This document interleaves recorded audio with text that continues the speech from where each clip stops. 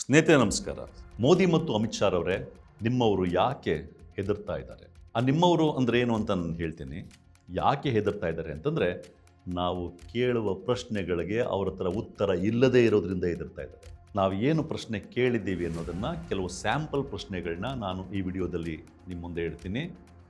ಕಂಪ್ಲೀಟಾಗಿ ನೋಡಿ ಮತ್ತು ಎಲ್ಲ ಪ್ರಶ್ನೆಗಳು ಏನೇನು ಕೇಳಿದ್ದೀವಿ ಅದನ್ನು ಈ ವಿಡಿಯೋದ ಡಿಸ್ಕ್ರಿಪ್ಷನ್ ಬಾಕ್ಸಲ್ಲಿ ನಾವು ಕೊಟ್ಟಿರ್ತೀವಿ, ಅದನ್ನೂ ಕೂಡ ಓದಿ. ಯಾಕೆ ಅಂತಂದರೆ, ನಾವು ಕೇಳಿರ್ತಕ್ಕಂಥ ಪ್ರಶ್ನೆಗಳೇನಿದೆ ಅದು ನಿಮ್ಮ ಪರ್ಸನಲ್ ಸಮಸ್ಯೆಯೂ ಆಗಿರಬಹುದು, ಅಥವಾ ನಿಮ್ಮ ರಿಲೇಟಿವ್ಸ್ ಆಗಿರ್ಬೋದು, ನಿಮ್ಮ ಫ್ರೆಂಡ್ಸ್ ಆಗಿರ್ಬೋದು, ಅವರ ಸಮಸ್ಯೆಯೂ ಆಗಿರಬಹುದು. ಹಾಗಾಗಿ ನಿಮಗೆ ಈ ವಿಡಿಯೋ ಕಂಪ್ಲೀಟಾಗಿ ನೋಡಿದಾಗ ಮತ್ತು ನಾವೇನು ಪ್ರಶ್ನೆ ಕೇಳಿದ್ದೀವಿ ಅನ್ನೋದನ್ನ ಗಮನಿಸಿದಾಗ ನಿಮಗೆ ಸಮಸ್ಯೆಯ ಕಂಪ್ಲೀಟ್ ಚಿತ್ರಣ ಸಿಗ್ತದೆ ಮತ್ತು ಇದು ಎಷ್ಟು ದೊಡ್ಡ ಸಮಸ್ಯೆಯಾಗಿ ಪರಿಣಮಿಸಬಹುದು ಅನ್ನೋದು ಕೂಡ ನಿಮಗೆ ಅರ್ಥ ಆಗುತ್ತೆ.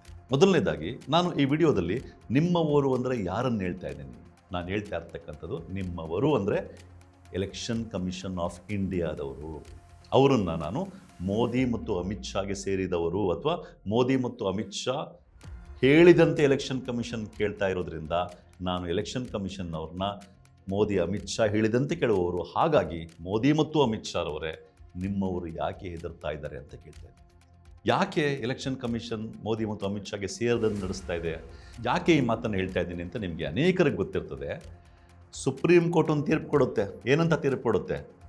ಎಲೆಕ್ಷನ್ ಕಮಿಷನರ್ಗಳನ್ನ ಸೆಲೆಕ್ಟ್ ಮಾಡಬೇಕಾದ ಸೆಲೆಕ್ಷನ್ ಪ್ಯಾನೆಲ್ನಲ್ಲಿ ಪ್ರಧಾನಮಂತ್ರಿ, ಆಪೋಸಿಟ್ ಪಾರ್ಟಿ ಲೀಡರ್ ಮತ್ತು ಸುಪ್ರೀಂ ಕೋರ್ಟ್ನ ಚೀಫ್ ಜಸ್ಟಿಸ್ ಇರಬೇಕು ಅಂತ ಆರ್ಡರ್ ಕೊಡುತ್ತೆ. ಮೋದಿ ಮತ್ತು ಅಮಿತ್ ಶಾ ಆ ಆರ್ಡರ್ನೇ ಚೇಂಜ್ ಮಾಡಿಬಿಡ್ತಾರೆ.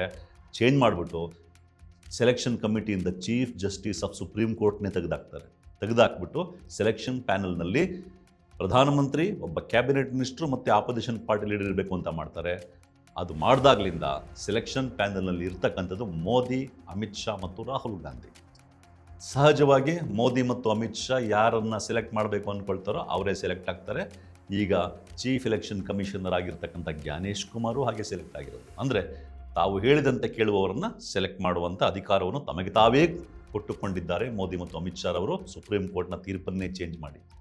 ಮುಂದುವರೆದು ಇನ್ನೂ ಒಂದು ಪಾಲಿಸಿನ ತರ್ತಾರೆ. ಏನು ಅಂತಂದರೆ, ಈಗ ಯಾರು ಎಲೆಕ್ಷನ್ ಕಮಿಷನರ್ಗಳಿರ್ತಾರೋ ಅವರು ಏನೇ ತಪ್ಪು ಮಾಡಿರಲಿ, ಅವರು ಅಧಿಕಾರದಲ್ಲಿರುವ ತನಕ ಅಲ್ಲ, ಅವರು ಬದುಕಿರುವ ತನಕನೂ ಅವ್ರ ಮೇಲೆ ತನಿಖೆ ಮಾಡೋಂಗಿಲ್ಲ, ಕೇಸ್ ಹಾಕೋಂಗಿಲ್ಲ ಅನ್ನುವ ನಿಯಮವನ್ನು ತರ್ತಾರೆ. ಇದರ ಅರ್ಥ ಏನು? ತಾವು ಹೇಳಿದಂತೆ ಮಾಡಬೇಕು, ಮಾಡಿದಾಗ ತಪ್ಪಾದರೂ ಕೂಡ ಅವ್ರಿಗೆ ಪ್ರೊಟೆಕ್ಷನ್ ಇರುತ್ತೆ ಅನ್ನೋ ನಿಯಮವನ್ನು ತರ್ತಾರೆ. ಹಾಗಾಗಿಯೇ ನಾವು ಹೇಳ್ತಾ ಇರ್ತಕ್ಕಂಥದ್ದು, ಎಲೆಕ್ಷನ್ ಕಮಿಷನ್ ಆಫ್ ಇಂಡಿಯಾ ಏನಿದೆ, ಮೋದಿ ಮತ್ತು ಅಮಿತ್ ಶಾ ಅವರು ಅಥವಾ BJP ಅವರು ಹೇಳ್ದಂಗೆ ಕೇಳ್ತಾ ಇದೆ ಅಂತ, ಅದಕ್ಕೆ ಪೂರಕವಾಗಿ ನಾವು ಗಮನಿಸಿದ್ದೀವಿ. ಎಷ್ಟೇ ಸಾರಿ ಕೇಳಿದ್ರು ಕೂಡ, ಅನೇಕ ದಾಖಲೆಗಳನ್ನ, ಅನೇಕ ಅಂಕಿಅಂಶಗಳನ್ನ ಕೇಳಿದ್ರು ಕೂಡ ಎಲೆಕ್ಷನ್ ಕಮಿಷನ್ ಕೊಡ್ತಾ ಇಲ್ಲ. ಉದಾಹರಣೆಗೆ ರಾಹುಲ್ ಗಾಂಧಿ ಅವರು CCTV ಫುಟೇಜ್ ಕೊಡಿ ಅಂದರೆ ಕೊಡಲ್ಲ ಅಂತಾರೆ. ಮೆಷಿನ್ ರೀಡಬಲ್ ವೋಟರ್ ಲಿಸ್ಟ್ ಕೊಡಿ ಅಂತಂದರೆ ಕೊಡಲ್ಲ ಅಂತಾರೆ. ಯಾಕೆ ಅಂತಂದರೆ, CCTV ಫುಟೇಜ್ ಕೊಟ್ಟರೆ ಅಥವಾ ಮೆಷಿನ್ ರೀಡಬಲ್ ವೋಟರ್ ಲಿಸ್ಟ್ ಕೊಟ್ಟರೆ ಎಲೆಕ್ಷನ್ ಕಮಿಷನ್ ಮಾಡಿರ್ತಕ್ಕಂಥ ಅಧ್ವಾನಗಳು ಈಚೆ ಬರ್ತವೆ, ಸಿಕ್ಕಾಕೊಳ್ತೀವಿ ಅನ್ನೋ ಭಯದಿಂದ, ಹೆದರಿಕೆಯಿಂದ ಕೊಡ್ತಾ ಇಲ್ಲ. ಇನ್ನು ಕರ್ನಾಟಕದ ವಿಷಯಕ್ಕೆ ಬರೋದಾದರೆ, ಇದೇ ರೀತಿ ನಾವು ಅನೇಕ ಪ್ರಶ್ನೆಗಳನ್ನ ಇಲ್ಲಿ ಎಲೆಕ್ಷನ್ ಕಮಿಷನ್ಗೆ ಕೇಳಿದ್ರೂ ಕೂಡ ಯಾವುದೇ ಪ್ರಶ್ನೆಗೆ ಲಿಖಿತ ಉತ್ತರವನ್ನು ಕೊಡ್ತಾ ಇಲ್ಲ. ಇದರಿಂದ ಕರ್ನಾಟಕದಲ್ಲಿ ಲಕ್ಷ ಮತದಾರರಿಗೆ ದೊಡ್ಡ ತೊಂದರೆ ಆಗುತ್ತೆ. ನಾನು ಯಾವುದ್ರ ಬಗ್ಗೆ ಹೇಳ್ತಾ ಇದ್ದೀನಿ ಅಂತ ನಿಮಗೆ ಈಗ ಅರಿವಿಗೆ ಬಂದಿರ್ಬೋದು. ನಾನು ಹೇಳ್ತಾ ಇರ್ತಕ್ಕಂಥದ್ದು ಕರ್ನಾಟಕದಲ್ಲಿ ಈಗ ನಡೀತಾ ಇರ್ತಕ್ಕಂಥ SIR ಬಗ್ಗೆ. SIR ಕರ್ನಾಟಕದಲ್ಲಿ ನಡೀತಾ ಇದೆ. ನಿಮ್ಮಲ್ಲಿ ಅನೇಕ ಮಂದಿಗೆ ಈಗಾಗಲೇ ಗಮನಕ್ಕೆ ಬಂದಿರ್ತದೆ SIRನಲ್ಲಿ ಆಗ್ತಾ ಇರ್ತಕ್ಕಂಥ ಗೊಂದಲಗಳೇನು, ಆ ಗೊಂದಲಗಳಿಂದ ಮತದಾರರಿಗೆ ಎಂಥ ಕಷ್ಟ ಆಗ್ತಿದೆ ಅನ್ನೋದು ನಿಮ್ಮಲ್ಲಿ ಅನೇಕರಿಗೆ ಅರಿವಿಗೆ ಬಂದಿರುತ್ತೆ. ಇದೇ ಕಾರಣಕ್ಕೆ ನಾವು ಜಾಗೃತ ಕರ್ನಾಟಕ ಸಂಘಟನೆಯಿಂದ ಮತದಾರರು ಏನೇನು ಸಮಸ್ಯೆಗಳನ್ನ ಎದುರಿಸ್ತಾ ಇದ್ದಾರೋ ಆ ಸಮಸ್ಯೆಗಳನ್ನ ಇಟ್ಕೊಂಡು ಎಲೆಕ್ಷನ್ ಕಮಿಷನ್ಗೆ ರೈಟಿಂಗ್ನಲ್ಲಿ ಪತ್ರ ಬರೆದಿದ್ದೀವಿ. ಈ ರೀತಿ ಸಮಸ್ಯೆ ಇದೆ, ಇದಕ್ಕೆ ಉತ್ತರ ಕೊಡಿ, ಈ ರೀತಿ ಸಮಸ್ಯೆ ಇದೆ, ಇದಕ್ಕೆ ಪರಿಹಾರ ಏನು ಅಂತ ಪ್ರತಿದಿನ ಮನವಿ ಪತ್ರಗಳನ್ನ ಕೊಟ್ಟಿದ್ದೀವಿ, ಮೇಲ್ ಮಾಡಿದ್ದೀವಿ. ಆದರೆ ಎಲೆಕ್ಷನ್ ಕಮಿಷನ್ ಇಲ್ಲಿಯ ತನಕ ಯಾವ ಪ್ರಶ್ನೆಗಳಿಗೂ ಲಿಖಿತ ಉತ್ತರವನ್ನು ಕೊಟ್ಟಿಲ್ಲ. ಹೋಗಿ ಅಲ್ಲಿ ಭೇಟಿ ಮಾಡಿ ಪತ್ರ ಕೊಟ್ಟಾಗ ಬಾಯಿ ಮಾತಲ್ಲಿ ಕೆಲವನ್ನ ಹೇಳ್ತಾರೆ ಬಿಟ್ಟರೆ, ಇದನ್ನ ಹಾಗೆ ಮಾಡಿ, ಇದನ್ನು ಹೀಗೆ ಮಾಡಿ ಅಂತ ಯಾವುದಕ್ಕೂ ಕೂಡ ಲಿಖಿತ ಉತ್ತರವನ್ನು ಕೊಟ್ಟಿಲ್ಲ. ಹಾಗಾಗಿಯೇ ಜಾಗೃತ ಕರ್ನಾಟಕ ತಂಡದಿಂದ ಇವತ್ತು ಎಲೆಕ್ಷನ್ ಕಮಿಷನ್ಗೆ ನೇರವಾಗಿ ಕೆಲವು ಮಂದಿ ಹೋಗಿ 15ರಿಂದ 20 ಮಂದಿ ಅಷ್ಟೇ ಎಲೆಕ್ಷನ್ ಕಮಿಷನ್ಗೆ ನೇರವಾಗಿ ಹೋಗಿ ಇಲ್ಲಿಯ ತನಕ ಏನೇನು ಪ್ರಶ್ನೆ ಕೇಳಿದ್ವು ಅಷ್ಟನ್ನೂ ಒಂದು ಲಿಸ್ಟ್ ಮಾಡಿಕೊಂಡು ಉತ್ತರ ಕೊಡಿ, ಲಿಖಿತವಾಗಿ ಉತ್ತರ ಕೊಡಿ. ನಮಗೇನು ಬರೆದು ಕೊಡಬೇಕಾಗಿಲ್ಲ. ನೀವು ಎಲೆಕ್ಷನ್ ಕಮಿಷನ್ ವೆಬ್ಸೈಟ್ನಲ್ಲಿ ಇದನ್ನು ಪಬ್ಲಿಷ್ ಮಾಡಿ. ಏನೇನು ಸಮಸ್ಯೆಗಳಿದೆ, ನಾವು ಕೇಳಿರೋ ಸಮಸ್ಯೆಗಳಾಗಿರ್ಬೋದು, ಇತರ ಜನಪರ ಸಂಘಟನೆಗಳು ಕೇಳಿರೋ ಪ್ರಶ್ನೆಗಳಾಗಿರ್ಬೋದು, ಜನರು ಇಂಡಿವಿಜುವಲ್ಸ್ ಆಗಿ ಕೇಳಿರೋ ಪ್ರಶ್ನೆಗಳಾಗಿರ್ಬೋದು, ಸಮಸ್ಯೆಗಳಾಗಿರ್ಬೋದು, ಅದಕ್ಕೆ ಉತ್ತರವನ್ನು ನಿಮ್ಮ ವೆಬ್ಸೈಟಲ್ಲಿ ಪ್ರಕಟ ಮಾಡಿ ಅಂತ ಕೇಳಲಿಕ್ಕೆ ಹೋಗಿದ್ವಿ. ಆದರೆ ನಮ್ಮನ್ನು ಒಳಕ್ಕೂ ಬಿಡ್ದೇ ಪೊಲೀಸ್ನವರಿಂದ ಅರೆಸ್ಟ್ ಮಾಡಿಸಿದ್ರು. ಹಾಗಾಗಿ ನಾವು ನಿಮ್ಮ ಗಮನಕ್ಕೆ ಬರಲಿ ಅಂತೇಳಿ ನಾವು ಏನು ಪ್ರಶ್ನೆಗಳನ್ನ ಕೇಳಿದ್ವಿ ಅದನ್ನು ನಿಮ್ಮ ಮುಂದೆ ಇಡ್ತಾ ಇದ್ದೀವಿ. ಇದರಲ್ಲಿ ನಾನು ಕೆಲವು ಪ್ರಶ್ನೆಗಳನ್ನ ಮುಂದೆ ಇಡ್ತೀನಿ. ಎಲ್ಲ ಪ್ರಶ್ನೆಗಳನ್ನು ಡಿಸ್ಕ್ರಿಪ್ಷನ್ ಬಾಕ್ಸಲ್ಲಿ ಈಗಾಗಲೇ ಹೇಳ್ದಂಗೆ ಕೊಡ್ತೀವಿ, ನೀವು ಅದನ್ನು ನೋಡ್ಬೋದು. ನಾನು ಆಗಲೇ ಹೇಳ್ದಂಗೆ ಈ ಪ್ರಶ್ನೆಗಳನ್ನ ನೀವು ಗಮನಿಸಿದಾಗ ನಿಮ್ಗೆ ಅರ್ಥ ಆಗಿಬಿಡುತ್ತೆ, ಇದರಲ್ಲಿ ನಿಮ್ಮಲ್ಲಿ ಅನೇಕರ ಸಮಸ್ಯೆಗಳು ಇಲ್ಲಿದೆ, ಅಥವಾ ನಿಮಗೆ ಸಂಬಂಧಪಟ್ಟ ರಿಲೇಟಿವ್ಸ್ ಅಥವಾ ಫ್ರೆಂಡ್ಸ್ ಸಮಸ್ಯೆಗಳು ಇಲ್ಲಿರುತ್ತೆ. ಅದರಿಂದ ಇದನ್ನು ನೋಡಿದಾಗ ನಿಮ್ಗೆ ಅರ್ಥ ಆಗುತ್ತೆ ಸಮಸ್ಯೆಯ ಅಗಾಧತೆ ಎಷ್ಟಿದೆ, ಎಲೆಕ್ಷನ್ ಕಮಿಷನ್ನು ಎಷ್ಟು ಬೇಜವಾಬ್ದಾರಿಯಿಂದ ಕೆಲಸ ಮಾಡ್ತಾ ಇದೆ. ಇದರಿಂದ ಅಥವಾ ಈ ರೀತಿ ಇರೋದ್ರಿಂದ ಕರ್ನಾಟಕ ರಾಜ್ಯದಲ್ಲೂ ಕೂಡ ಲಕ್ಷ ಲಕ್ಷ ಮತದಾರರ ಹೆಸರು ಬಿಟ್ಟೋಗುವ ಸಾಧ್ಯತೆ ಇದೆ. ಆ ಬಿಟ್ಟೋಗುವ ಹೆಸರುಗಳಲ್ಲಿ ನಿಮ್ಮದು ಇರ್ಬೋದು, ನಮ್ಮದು ಇರ್ಬೋದು. ಹಾಗಾಗಿ ಈ ಪ್ರಶ್ನೆಗಳನ್ನ ಕೇಳಿಸ್ಕೋಬೇಕು ಮತ್ತು ಈ ವಿಡಿಯೋವನ್ನು ಹೆಚ್ಚೆಚ್ಚು ಶೇರ್ ಮಾಡಬೇಕು ಅಂತ ಕೇಳ್ಕೊಳ್ತೀನಿ. ಮೊದಲನೇದಾಗಿ ನಾವು ಕೇಳಿರೋ ಕೆಲವು ಪ್ರಶ್ನೆಗಳಲ್ಲಿ ಮೊದಲನೇ ಪ್ರಶ್ನೆ, ನಿಮಗೆ ಗೊತ್ತಿದೆ 2002ರ ವೋಟರ್ ಲಿಸ್ಟಲ್ಲಿ ನಿಮ್ಮ ಹೆಸರು, ನಿಮ್ಮ ವಿವರಗಳು ಅಥವಾ ನಿಮ್ಮ ತಂದೆ ತಾಯಿಯ ವಿವರಗಳನ್ನ ನೀವು ಕೊಡಬೇಕು ಎನಿಮರೇಷನ್ ಫಾರ್ಮ್ನಲ್ಲಿ. ಆದರೆ ನೀವು ಎಲೆಕ್ಷನ್ ಕಮಿಷನ್ ವೆಬ್ಸೈಟಲ್ಲಿ ಹೋಗಿ ಚೆಕ್ ಮಾಡಿದ್ರೆ ಹತ್ತಾರು ಬೂತ್ಗಳು ಅಪ್ಲೋಡೇ ಆಗಿಲ್ಲ ಎಲೆಕ್ಷನ್ ಕಮಿಷನಲ್ಲಿ. ಉದಾಹರಣೆಗೆ ಯಲಹಂಕ ಮತ್ತು ವರ್ತೂರು ಇವೆರಡು ಕಾನ್ಸ್ಟಿಟ್ಯೂಯೆನ್ಸಿಗಳನ್ನು ನಾವು ಚೆಕ್ ಮಾಡಿದ್ದೀವಿ. ಈ ಎರಡೂ ಕಾನ್ಸ್ಟಿಟ್ಯೂಯೆನ್ಸಿಗಳಿಂದನೇ ಹತ್ತತ್ರ 100 ಬೂತ್ಗಳು, ಅಷ್ಟು ಬೂತ್ಗಳದ್ದು ವೋಟರ್ ಲಿಸ್ಟು ಎಲೆಕ್ಷನ್ ಕಮಿಷನ್ ವೆಬ್ಸೈಟಲ್ಲಿ ಅಪ್ಲೋಡೇ ಆಗಿಲ್ಲ. 100 ಬೂತ್ಗಳು ಅಂದರೆ ಹತ್ತತ್ರ ಲಕ್ಷದಷ್ಟು ವೋಟ್ಗಳು, ಲಕ್ಷದಷ್ಟು ಮತದಾರರ ವಿವರಗಳು ಅಪ್ಲೋಡೇ ಆಗಿಲ್ಲ. ಎಲೆಕ್ಷನ್ ಕಮಿಷನ್ ಈ ರೀತಿ ತಪ್ಪು ಮಾಡಿರುವಾಗ, ಅಂಥ ಬೂತ್ಗಳಲ್ಲಿರ್ತಕ್ಕಂಥ ವೋಟರ್ಗಳಿಗೆ ತಮ್ಮ ವಿವರಗಳೇ ಸಿಗದೇ ಇದ್ದಾಗ ಆ ವೋಟರ್ಗಳು ಎಲೆಕ್ಷನ್ ಕಮಿಷನ್ ತಪ್ಪಿಂದ ಸಮಸ್ಯೆ ಅನುಭವಿಸ್ತಾರಲ್ಲ, ಆ ವೋಟರ್ಗಳು ಏನು ಮಾಡಬೇಕು, ತಮ್ಮ 2002ರ ವಿವರಗಳನ್ನ ಅವ್ರು ಹುಡುಕೊಳ್ಳಿಕ್ಕೆ ಅವ್ರು ಏನು ಮಾಡಬೇಕು, ಅವ್ರಿಗೆ ಸಮಸ್ಯೆಯ ಪರಿಹಾರ ಏನು ಅನ್ನೋದನ್ನ ಲಿಖಿತ ರೂಪದಲ್ಲಿ ಕೊಡಿ ಅಂತ ಕೇಳಿದ್ದೀವಿ, ಕೊಟ್ಟಿಲ್ಲ. ಇನ್ನು ಎಲೆಕ್ಷನ್ ಕಮಿಷನ್ ವೆಬ್ಸೈಟ್ನಲ್ಲಿ ಹಲವಾರು ಊರುಗಳ ಹೆಸರುಗಳನ್ನ ಟ್ರಾನ್ಸ್ಲೇಟ್ ಮಾಡುವಾಗ ಕಂಪ್ಲೀಟ್ಲಿ ರಾಂಗ್ ಮಾಡಿದ್ದಾರೆ. ಉದಾಹರಣೆಗೆ ನಾವು ಮೊದಲೇ ಹೇಳ್ದಂಗೆ ಮಾಗಡಿ ತಾಲೂಕಿನಲ್ಲಿ ಹಲಸಿನ ಬೆಲೆ ಅಂತ ಒಂದು ಊರಿದೆ, ಒಂದು ಬೂತ್ ಇದೆ. ಅದನ್ನು ಇವರು ಇಂಗ್ಲೀಷಿಗೆ ಟ್ರಾನ್ಸ್ಲೇಟ್ ಮಾಡ್ತಾ ಹೆಸರನ್ನೂ ಟ್ರಾನ್ಸ್ಲೇಟ್ ಮಾಡಿಬಿಟ್ಟಿದ್ದಾರೆ. ಜಾಕ್ ಫ್ರೂಟ್ ಪ್ರೈಸ್ ಅಂತ ಮಾಡಿದ್ದಾರೆ. ಅಂದರೆ ನನಗೆ ಗೊತ್ತು ನನ್ನ ಹೆಸರು 2002ರಲ್ಲಿ ಹಲಸಿನ ಬೆಲೆ ಬೂತಲ್ಲಿದೆ ಅಂತ, ನಾನು ಹಲಸಿನ ಬೆಲೆ ಅಂತ ಹಾಕಿ ಹುಡುಕಿದ್ರೆ ಸಿಗದೇ ಇಲ್ಲ. ಯಾಕೆಂದರೆ ಇವರು ವೆಬ್ಸೈಟಲ್ಲಿ ಅದನ್ನು ಜಾಕ್ ಫ್ರೂಟ್ ಪ್ರೈಸ್ ಅಂತ ಮಾಡಿಬಿಟ್ಟಿದ್ದಾರೆ. ಇಂಥ ಮತದಾರರಿಗೆ ಪರಿಹಾರ ಏನು ಅನ್ನೋದನ್ನು ಕೇಳಿದ್ದೀವಿ. ಇಲ್ಲಿಯ ತನಕ ಎಲೆಕ್ಷನ್ ಕಮಿಷನ್ ಉತ್ತರ ಕೊಟ್ಟಿಲ್ಲ. ಮತ್ತು ಮೂರನೇ ಪ್ರಶ್ನೆ ಯಾವುದು ಅಂತಂದರೆ, ಎನ್ಯುಮರೇಷನ್ ಫಾರ್ಮ್. ನೀವು 50 ವರ್ಷ ಓಟ್ ಹಾಕ್ಕೊಂಬಂದಿರಿ, 60 ವರ್ಷ ಓಟ್ ಹಾಕ್ಕೊಂಬಂದಿರಿ, ನೀವು ಎನ್ಯುಮರೇಷನ್ ಫಾರ್ಮ್ ಫಿಲ್ ಮಾಡಿಲ್ಲ ಅಂತಂದರೆ ನಿಮ್ಮ ಹೆಸರು ವೋಟರ್ ಲಿಸ್ಟಲ್ಲಿ ಬರಲ್ಲ, ಹೌದಾ? ಆದರೆ ಎಲೆಕ್ಷನ್ ಕಮಿಷನ್ ಇಲ್ಲಿಯ ತನಕ ಅಧಿಕೃತವಾಗಿ ಎನ್ಯುಮರೇಷನ್ ಫಾರ್ಮ್ ಫಿಲ್ ಮಾಡೋದು ಹೇಗೆ ಅಂತ ಹೇಳಿಲ್ಲ. ಅದನ್ನು ಎನ್ಯುಮರೇಷನ್ ಫಾರ್ಮ್ ಫಿಲ್ ಮಾಡೋದು ಹೇಗೆ ಅನ್ನೋದನ್ನು ಅಧಿಕೃತವಾಗಿ ನಿಮ್ಮ ವೆಬ್ಸೈಟಲ್ಲಿ ಹಾಕಿ ಅಂತ ಕೇಳಿದ್ರೆ ಇಲ್ಲಿಯ ತನಕ ಎಲೆಕ್ಷನ್ ಕಮಿಷನ್ ಅದನ್ನು ಮಾಡಿಲ್ಲ. ಇನ್ನೂ ಮುಂದುವರೆದು ಎನ್ಯುಮರೇಷನ್ ಫಾರ್ಮ್ ಫಿಲ್ ಮಾಡುವಾಗ ಜನರು ಎದುರಿಸ್ತಾ ಇರ್ತಕ್ಕಂಥ ಅತಿ ದೊಡ್ಡ ಸಮಸ್ಯೆ ಅಂತಂದರೆ, ಉದಾಹರಣೆಗೆ ನಿಮ್ಮ ವೋಟು 2002ರ ವೋಟರ್ ಲಿಸ್ಟಲ್ಲಿ ಇಲ್ಲ, ಆಗಿನ್ನೂ ನಿಮ್ಮ ಮತದಾರ ಆಗಿರಲಿಲ್ಲ. ಆಗ ನೀವೇನು ಮಾಡ್ತೀರಾ, ಬಲಭಾಗದಲ್ಲಿ 2002ರ ವೋಟರ್ ಲಿಸ್ಟಲ್ಲಿ ನಿಮ್ಮ ತಂದೆ ಹೆಸರು, ತಾಯಿ ಹೆಸರು ಅಥವಾ ಅಜ್ಜಿ ತಾತನ ಹೆಸರಿದ್ರೆ ಅವರ ವಿವರಗಳನ್ನ ಬರೀತೀರಾ. ಉದಾಹರಣೆಗೆ ನಿಮ್ಮ ತಾಯಿಯ ವಿವರಗಳನ್ನ ಬರೆಯುವಾಗ ನಿಮ್ಮ ತಾಯಿ ಹೆಸರು ಬರೀತೀರಾ, ಕೆಳಗಡೆ ಸಂಬಂಧಿಯ ಹೆಸರು ಅಂತ ಬಂದಾಗ ವೋಟರ್ ಲಿಸ್ಟಲ್ಲಿ ಯಾರ ಹೆಸರು ಇರುತ್ತೋ ಅದನ್ನ ಬರೀತೀರಾ. ಅದು ಸಾಮಾನ್ಯವಾಗಿ ಮಹಿಳೆಯರಿಗೆ ಸಂಬಂಧಿಯ ಹೆಸರು ವೋಟರ್ ಲಿಸ್ಟಲ್ಲಿ ಅವರ ಗಂಡನ ಹೆಸರು ಇರ್ತದೆ, ಬರೀತೀರಾ ಹೆಸರನ್ನ.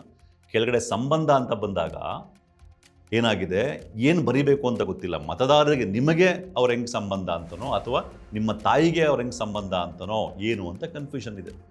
ನಾವು ಇದನ್ನು ಎಲೆಕ್ಷನ್ ಕಮಿಷನ್ಗೆ ಪತ್ರ ಕೊಟ್ಟು ಕೇಳಿದಾಗ ಅವ್ರ ಬಾಯಿ ಮಾತಲ್ಲಿ ಏನು ಹೇಳಿದ್ದಾರೆ ಅಂತಂದರೆ, ನಿಮ್ಮ ತಾಯಿ ಹೆಸರು ಬರೆದಿರ್ತೀರಾ, ಕೆಳಗಡೆ ಸಂಬಂಧಿ ಹೆಸರಲ್ಲಿ ಅವ್ರ ಗಂಡನ ಹೆಸರು ಬರೆದಿರ್ತೀರಾ, ಸೊ ಅವ್ರಿಗೆ ಗಂಡ ಆಗಿರೋದ್ರಿಂದ ಗಂಡ ಅಂತ ಬರೀಬೇಕು ಅಂತ ಹೇಳ್ತಾರೆ. ಹಾಸನದ ಜಿಲ್ಲಾಧಿಕಾರಿಗಳು ಕೂಡ ಹೌದು ಇದೇ ರೀತಿ ಮಾಡಬೇಕು ಅಂತ ಹೇಳ್ತಾರೆ. ಆದರೆ ನೀವು ಆನ್ಲೈನಲ್ಲಿ ಎನ್ಯುಮರೇಷನ್ ಫಾರ್ಮ್ ಫಿಲ್ ಮಾಡೋಕ್ಕೆ ಹೋದರೆ ನಿಮಗೆ ಗಂಡ ಅನ್ನೋ ಆಪ್ಷನ್ನೇ ತೋರಿಸಲ್ಲ ಅದು. ಅಥವಾ BLOಗಳು ಆ್ಯಪಲ್ಲಿ ಫಿಲ್ ಮಾಡೋಕ್ಕೆ ಹೋದಾಗ್ಲೂ ಗಂಡ ಅನ್ನೋ ಆಪ್ಷನ್ನೇ ತೋರಿಸಲ್ಲ.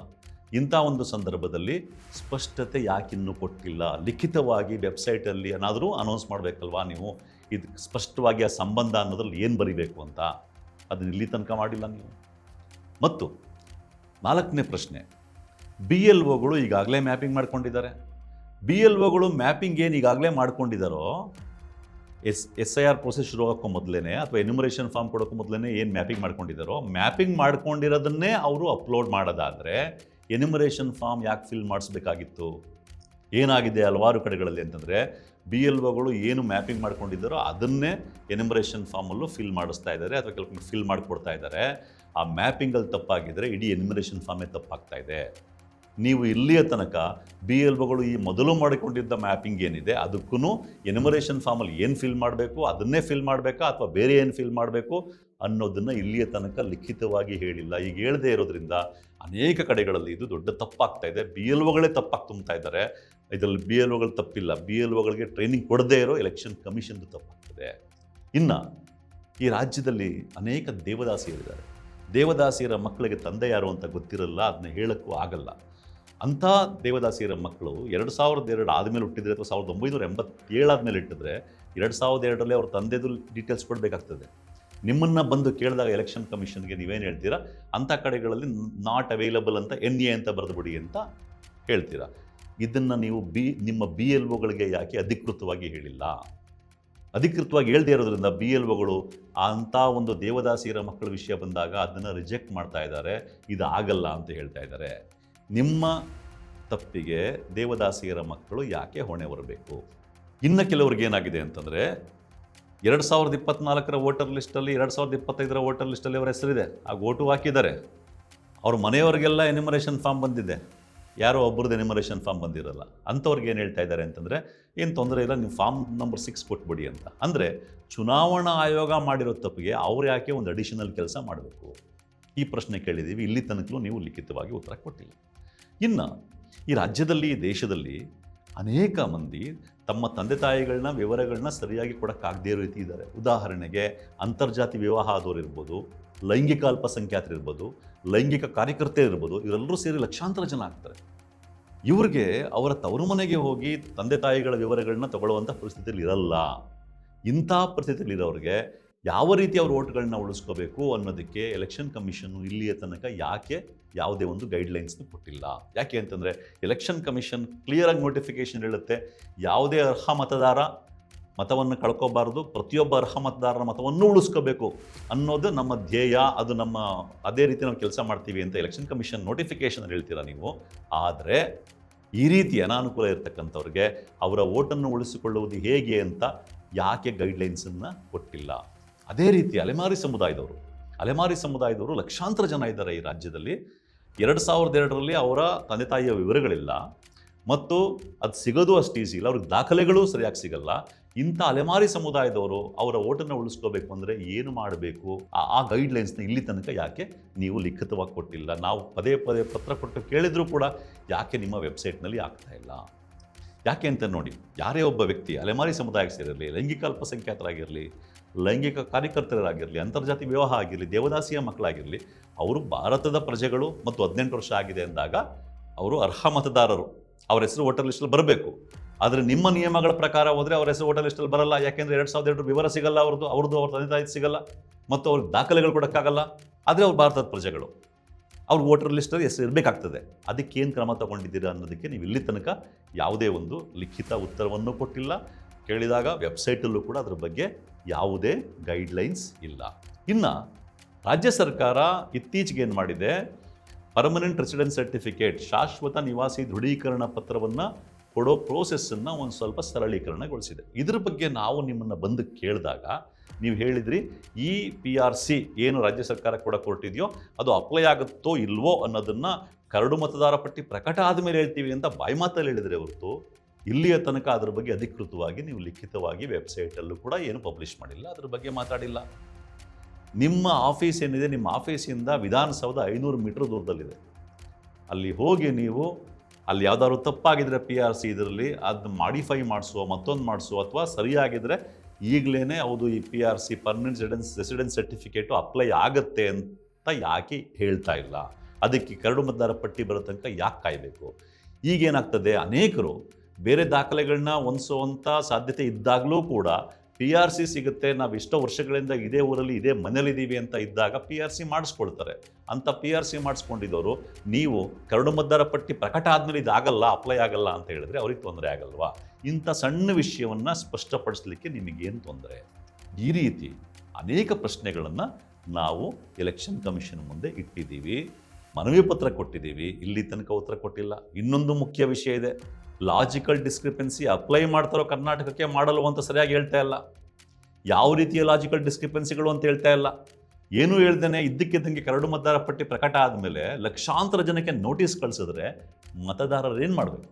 ನೀವು ಅದರ ಬದಲು ನೀವು ಈ ಮೊದಲೇ ಲಾಜಿಕಲ್ ಡಿಸ್ಕ್ರಿಪೆನ್ಸಿ ಅಪ್ಲೈ ಮಾಡ್ತೀವಿ ಮತ್ತು ಯಾವ್ಯಾವ ರೀತಿ ಲಾಜಿಕಲ್ ಡಿಸ್ಕ್ರಿಪೆನ್ಸಿನ ಅಪ್ಲೈ ಮಾಡ್ತೀವಿ ಅಂತ ಹೇಳಿದ್ರೆ, ಅದು ಸ್ಪೆಲ್ಲಿಂಗ್ ಮಿಸ್ ಮ್ಯಾಚ್ ಇರ್ಬೋದು, ಇನಿಷಿಯಲ್ಸ್ ಹಿಂದೆ ಮುಂದೆ ಇರ್ಬೋದು, ಅಥವಾ ಮತದಾರರಿಗೂ ಅವ್ರ ತಾಯಿಗೂ 15 ವರ್ಷಕ್ಕಿಂತ ಕಡಿಮೆ ಏಜ್ ಡಿಫರೆನ್ಸ್ ಇರಬಾರ್ದು, 15 ವರ್ಷಕ್ಕಿಂತ ಕಡಿಮೆ ಏಜ್ ಡಿಫರೆನ್ಸ್ ಇರೋ ಪ್ರಾಬ್ಲಮ್, ಈ ರೀತಿ ಯಾವುದೇ ಇರ್ಬೋದು. ಅದನ್ನು ಈ ಮೊದಲೇ ಹೇಳಿ, ಈ ರೀತಿ ಫಸ್ಟ್ ಆಫ್ ಆಲ್ ಅದನ್ನ ಅಪ್ಲೈ ಮಾಡೋಂಗಿಲ್ಲ ನೀವು, ಆದರೂ ವೆಸ್ಟ್ ಬೆಂಗಾಲ್ ಮಾಡಿದ್ದೀರಾ, ಇಲ್ಲಿ ಮಾಡುವ ಹಾಗಿದ್ರೆ ಯಾವ ರೀತಿ ಲಾಜಿಕಲ್ ಡಿಸ್ಕ್ರಿಪೆನ್ಸಿಗಳನ್ನ ಅಂತ ಅಪ್ಲೈ ಮಾಡ್ತೀವಿ ಅಂತ ಯಾಕೆ ಮೊದಲೇ ಹೇಳ್ತಾ ಇಲ್ಲ? ಮೊದಲೇ ಹೇಳಿದ್ರೆ ಅಟ್ಲೀಸ್ಟು ಆ ರೀತಿ ಪ್ರಾಬ್ಲಮ್ ಬರಬಹುದಾದಂಥ ಮತದಾರರು ದಾಖಲೆಗಳನ್ನ ಹೊಂದಿಸ್ಕೊಳ್ಳೋಕ್ಕೆ ಸಹಾಯ ಆಗುತ್ತಲ್ವ? ಯಾಕಿನ್ನೂ ಹೇಳ್ತಾ ಇಲ್ಲ? ಈ ರೀತಿ ಅತ್ಯಂತ ಸರಳವಾದ ಪ್ರಶ್ನೆಗಳಿಗೂ ಎಲೆಕ್ಷನ್ ಕಮಿಷನ್ನು ಇಲ್ಲಿಯ ತನಕ ಲಿಖಿತವಾಗಿ ಉತ್ತರ ಕೊಟ್ಟಿಲ್ಲ. ಪದೇ ಪದೇ ಮನವಿ ಪತ್ರ ಕೊಟ್ಟು ಕೇಳಿದರೂ ಕೂಡ ಉತ್ತರ ಕೊಟ್ಟಿಲ್ಲ. ಮತ್ತು ಕಡೆಗೆ ನಮಗೆ ಉತ್ತರ ಕೊಡೋದು ಬೇಡ, ವೆಬ್ಸೈಟಲ್ಲಿ ಪ್ರಕಟ ಮಾಡಿ ಅಂದರೂ ಮಾಡಿಲ್ಲ. ಇದರಿಂದ ಏನಾಗಿದೆ, ಸಹಜವಾಗಿ ಗೊಂದಲಗಳು ಹಾಗೇ ಮುಂದುವರೆದು BLOಗಳಿಗೂ ಸರಿಯಾಗಿ ಟ್ರೈನಿಂಗ್ ಆಗದೇ ಇರೋದ್ರಿಂದ ಗೊಂದಲಗಳು ಮತ್ತಷ್ಟು ಹೆಚ್ಚಾಗಿ ಈ ರಾಜ್ಯದಲ್ಲಿ ಲಕ್ಷ ಜನರ ಓಟು ಡಿಲೀಟ್ ಆಗೋ ಸಾಧ್ಯತೆ ಇದೆ. ಹಾಗಾಗಿ ಈ ಎಚ್ಚರ ನಮಗಿದ್ದಾಗ ಎಲೆಕ್ಷನ್ ಕಮಿಷನನ್ನು ನಾವು ಹೇಗೆ ಪ್ರಶ್ನೆ ಕೇಳಿದ್ವಿ, ಅನೇಕ ಸಂಘಟನೆಗಳು ಹೇಗೆ ಪ್ರಶ್ನೆ ಕೇಳಿವೆ, ಅದೇ ರೀತಿ ಸಹಸ್ರ ಮಂದಿ ರಾಜ್ಯದಾದ್ಯಂತ ಎಲೆಕ್ಷನ್ ಕಮಿಷನನ್ನು ಪ್ರಶ್ನೆ ಕೇಳ್ತಾ ಇದ್ದರೆ, ಅದು DEOನ ನಿಮ್ಮ ಜಿಲ್ಲೆಗಳಲ್ಲಿ DEOಗಳನ್ನ ಪ್ರಶ್ನೆ ಕೇಳದಿರ್ಬೋದು, EROಗಳನ್ನ ಪ್ರಶ್ನೆ ಕೇಳದಿರ್ಬೋದು, ಲಿಖಿತವಾಗಿ ಅಧಿಕೃತವಾಗಿ ಪ್ರಶ್ನೆ ಕೇಳಬೇಕು. ಅದೇ ರೀತಿ ನೇರವಾಗಿ ಸ್ಟೇಟ್ ಎಲೆಕ್ಷನ್ ಕಮಿಷನ್ CEO ಪ್ರಶ್ನೆ ಕೇಳದಿರ್ಬೋದು. ಈ ರೀತಿ ಮಾಡ್ತಾ ಹೋದಾಗ ಜನರಿಗೂ ಒಂದು ಎಚ್ಚರ ಬರುತ್ತೆ, ಎಲೆಕ್ಷನ್ ಕಮಿಷನ್ಗೂ ಬಿಸಿ ತಟ್ಟುತ್ತೆ. ಆಗಲಾದರೂ ಎಲೆಕ್ಷನ್ ಕಮಿಷನ್ನು ಅಂದರೆ ಲಕ್ಷ ಜನ ಇದಕ್ಕೆ ಉತ್ತರ ಕೊಡಬೇಕಾದ್ರೆ ನಿಮ್ಮ ಕರ್ತವ್ಯ ಅಂತ ಪ್ರಶ್ನೆಗಳನ್ನ ಲಕ್ಷಾಂತರ ಜನ ಕೇಳ್ತಾ ಹೋದಾಗಲಾದರೂ ಎಲೆಕ್ಷನ್ ಕಮಿಷನ್ನು ಉತ್ತರ ಹುಡುಕುವ ಪ್ರಯತ್ನ ಮಾಡಬಹುದು, ಸಮಸ್ಯೆಗೆ ಪರಿಹಾರ ಹುಡುಕುವ ಪ್ರಯತ್ನ ಮಾಡಬಹುದು. ಈಗ ಯಾಕೆ ಉತ್ತರ ಕೊಡ್ತಾ ಇಲ್ಲ ಎಲೆಕ್ಷನ್ ಕಮಿಷನ್ನು ಅಂತಂದರೆ ಅವ್ರ ಹತ್ರ ಉತ್ತರ ಇಲ್ಲ. ಯಾಕೆಂದರೆ SIR ಡಿಸೈನ್ ಆಗಿರೋದೇ ಡಿಲೀಟ್ ಮಾಡೋಕ್ಕೋಸ್ಕರ. ಅವ್ರ ಹತ್ರ ಉತ್ತರ ಇಲ್ಲ. ಯಾವ ಪ್ರಶ್ನೆಗಳಿಗೂ ಉತ್ತರ ಇಲ್ಲದೆ ಇರೋದ್ರಿಂದ ಉತ್ತರ ಕೊಡ್ತಾ ಇಲ್ಲ. ಉತ್ತರ ಇದ್ದಿದ್ರೆ ಉತ್ತರ ಕೊಡ್ತಾಯಿದ್ರು. ಅವರು ಉತ್ತರವನ್ನು ಹುಡುಕಿಕೊಳ್ಳುವ ಅದರ ಮೂಲಕ SIR ಪ್ರೋಸೆಸ್ಸನ್ನು ಮತ್ತಷ್ಟು ಸರಳಗೊಳಿಸಿ ಜನರಿಗೆ ಅನುಕೂಲ ಆಗೋ ಥರ ಮಾಡಬೇಕು ಅಂತಂದರೆ ಇದೇ ರೀತಿ ಲಕ್ಷ ಜನ ತಮ್ಮ ಸಮಸ್ಯೆಗಳ ಬಗ್ಗೆ ಎಲೆಕ್ಷನ್ ಕಮಿಷನನ್ನು ನೇರವಾಗಿ ಮತ್ತೆ ಪ್ರಶ್ನೆ ಮಾಡ್ತಾ ಇರೋದೊಂದೇ ಇರತಕ್ಕಂಥ ಏಕೈಕ ದಾರಿ. ಅದಕ್ಕೋಸ್ಕರ ನಾವು ಮೊದಲೇ ಹೇಳಿದ್ದು, ಮೋದಿ ಮತ್ತು ಅಮಿತ್ ಶಾ ಅವರೇ, ನಿಮ್ಮವರು ಯಾಕೆ ಹೆದರ್ತಾ ಇದ್ದಾರೆ? ಉತ್ತರ ಇಲ್ಲದೆ ಇರೋದ್ರಿಂದ ಹೆದರ್ತಾ ಇದ್ದಾರೆ ಅಂತ. ಮತ್ತು ನಾನು ಕೆಲವು ಪ್ರಶ್ನೆಗಳನ್ನ ನಿಮ್ಮ ಮುಂದೆ ಇಟ್ಟಿದ್ದೀನಿ.